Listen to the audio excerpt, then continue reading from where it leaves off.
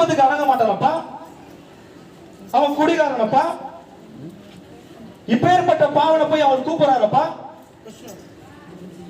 அப்படி அக்கம் பக்கத்துல சொல்றாங்க. அவன் சொன்ன உடனே ஒரு வார்த்தை சொல்றான். இயேசு வந்து நீ எனக்காக இது பண்ணு அது பண்ணு எதுவுமே சொல்ல. அவன் சொன்ன ஒரே வார்த்தை, அண்ணாந்து பார்த்து, சகேயுவே நீ திரும்பி சீக்கிரம் வா, இன்றைக்கு நான் வீட்டுல இருக்கணும்னு சொன்னாரு. அதுக்கு அவன் சொன்ன வார்த்தைய பாருங்க. உங்களுக்கு தப்பா, என் வாழ்க்கை தப்பா ஏதாவது நான் செஞ்சிருந்தா,